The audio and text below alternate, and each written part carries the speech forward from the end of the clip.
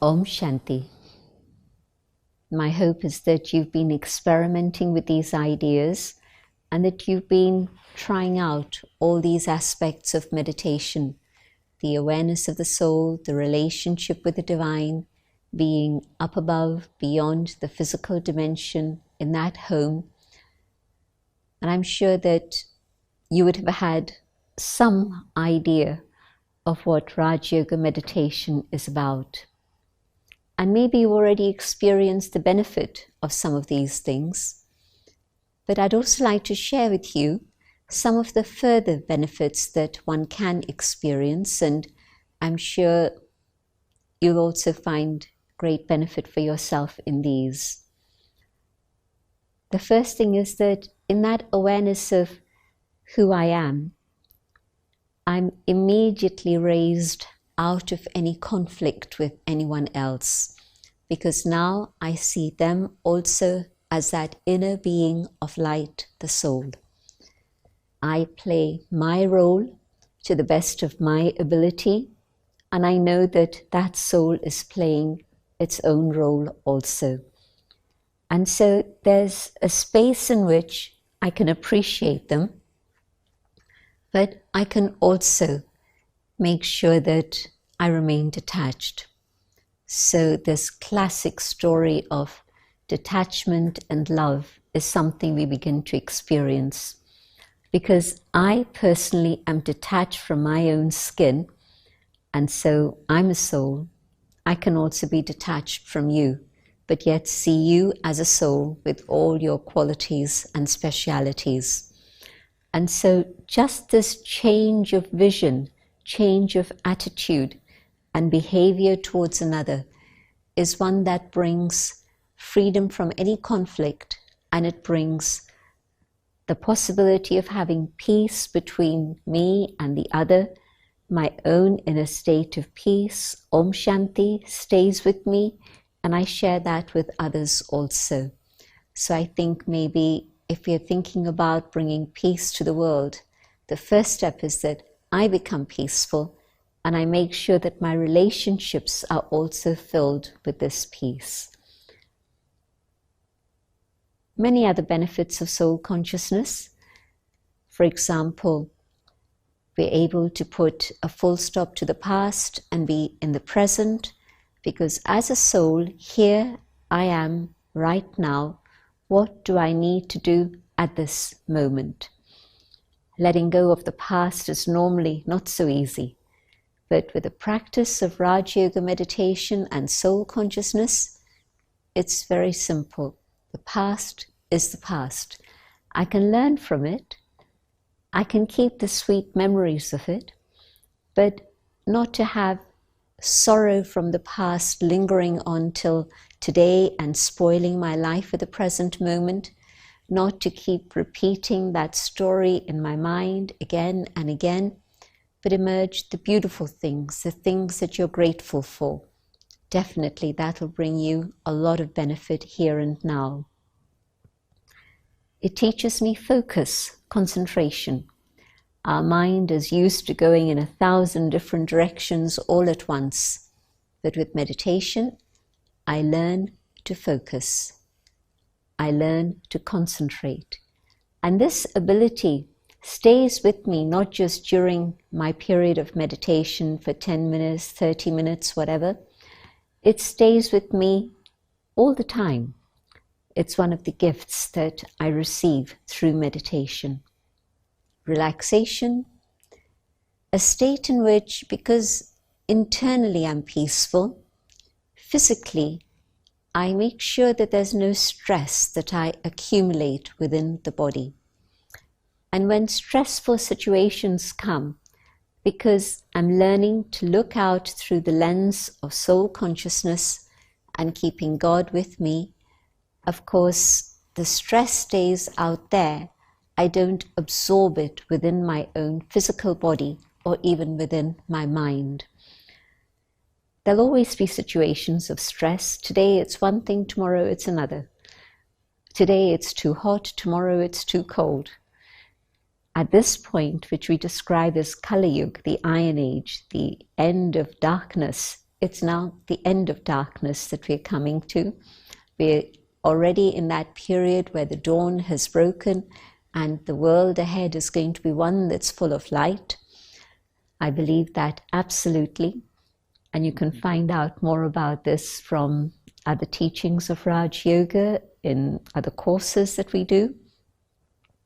But it means that I understand that there is darkness in the world, there is negativity in the world, but it's my choice whether I absorb it or I let it stay outside. And so with meditation, I develop this ability to let myself stay peaceful, loving, and truthful, and I don't allow the external circumstances to rob me of my inner treasures. Let the world outside stay out there, and let me hold on to my own inner treasures so that I'm always able to keep my own inner state of balance and equilibrium. And so stress is around me, but stress is not in me, which means that my mind stays free, but my body also stays healthy. Stress reduces my immunity. Loss of hope reduces my immunity. Negativity reduces my immunity. And the converse. When I keep my mind healthy and strong and filled with good wishes and positivity, definitely the health of the body improves and my immunity is enhanced. And so at the end of Kali Yuga, the Iron Age, the Dark Age, there's always going to be problems, but I can stay detached from the problems. And if I stay detached, I have a greater capacity to be able to resolve the problems. If I allow the problems to enter me, then those problems consume me and take away all my energy and discernment capacity. And I don't want that to happen. So meditation is a very good answer for this. But most of all, I think one of the things that we're all looking for is a way to be able to develop our own decision-making capacity and connected with that discernment capacity.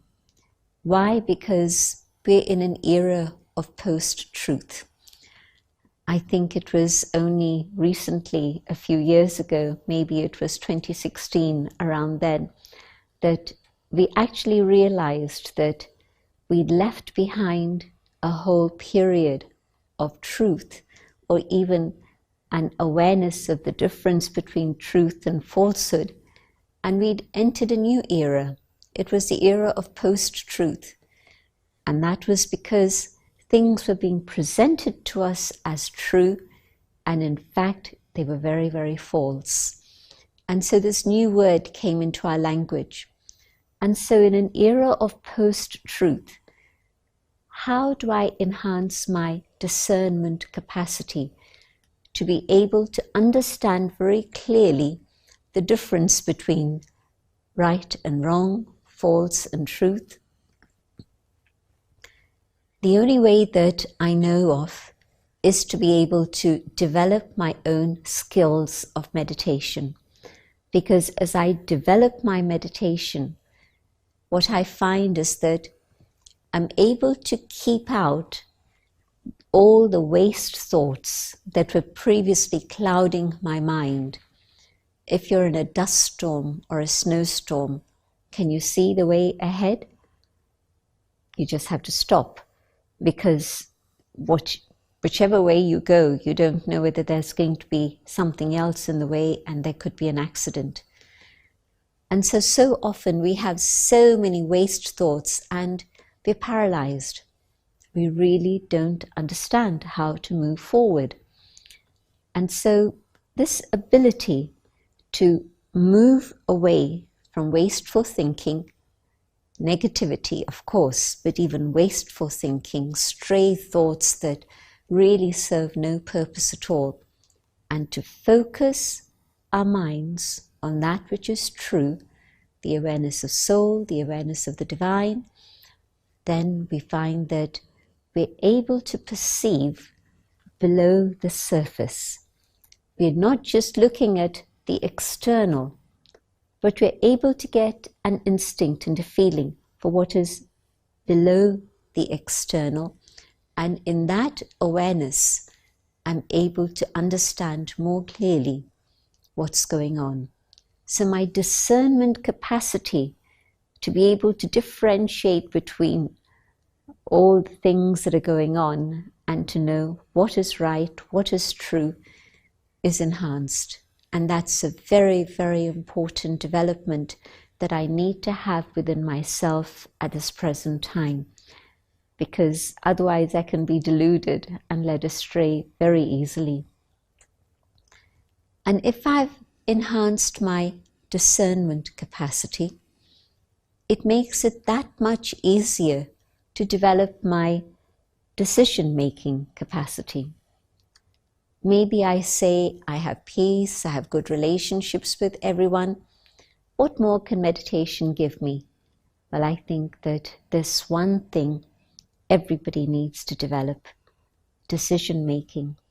Why? Because today's decisions impact not only me and my family, but maybe also a larger group, depending on my role at work, depending on my standing in society. My decisions are going to impact a large number of people. And in any case, even if it's not visible, maybe it's just my family. I say just my family, but in fact, even 3 members of my family, if they're impacted by my decisions, their life is going to impact many, many others also. And so it's a huge area to be concerned about. Can I develop decision-making so that even though circumstances in the world change, the norms of the world change, within a few weeks, coronavirus has changed the whole way of thinking and behaving and living and working in the world. We could not have imagined this some weeks ago, but it's happening right now at this moment. And beyond corona, there'll be something else that happens that also impacts the world. We've created a global society, a global village. And so whatever happens in one part of the world has a very direct result on other parts of the world. So even though situations keep changing, people keep changing, circumstances keep changing, even the laws keep changing, but can I make decisions that are going to be beneficial, not just for me, but to others around me and to the world also? And so yes, definitely, that capacity to make a decision which is accurate means that I have to be impartial. How do I learn about impartiality? It's only through meditation. In meditation, I realize that I cannot have favorites, I cannot have preferences, I cannot be partial for whatever reason. It's going to lead me into trouble. And so that state in which justice is blindfolded, but yet she holds in her hands the balances. And so keeping the center point of the balance is absolutely vital. If the center point has shifted, the pointer goes in one direction or the other direction, it will not be a true reading and it will not allow for decision making which is accurate. And so this state in which I'm free from preferences and attachments and likes and dislikes, then in that state of neutrality, yes, I can definitely make the right decisions. There's another thing that I think is very, very important at the present time, and that is the power to cooperate. What's happened in recent times is that we either get into conflict or we get into competition. And conflict is destructive. Competition is actually not very healthy. it is also destructive. And so cooperation has to be the theme of present times, when the world learns to cooperate together and when I learn to cooperate with those around me. And so that ability to flex, adjust, and be free from ego so that we're able to work together, that happens through meditation. So I mentioned just a few things, many other things that you'll discover in your own journey. Let's have a few minutes of meditation. Sitting down meditation is valuable. Keeping that connection going all the time is even more valuable. Because when I'm on the go, when I'm doing things, I need to have that connection with God to experience protection and guidance at all times. Aware of the soul, I focus my attention on the divine. And from the source, the waves of love reach the soul. And God's love, pure, altruistic, unconditional, surrounds me. And the power of this love heals the soul. And in this experience of healing,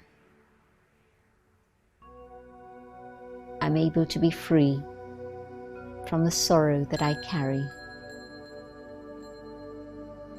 Many experiences have left scars and wounds, and now God's love is able to heal the soul. And as the process of healing continues, so that I let go of pain and sorrow, my heart is able to grow bigger. My heart can be generous, filled with God's love. I, the soul, with my generous heart, can forgive. And I realize that I'm not doing the other a favor by forgiving. I am receiving freedom. There's forgiveness from my side, but the gift from God is of freedom. The power of love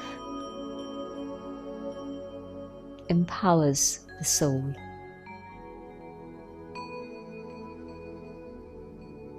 And I feel ready to face whatever may happen in life. God's love will be with me and protect me and guide me.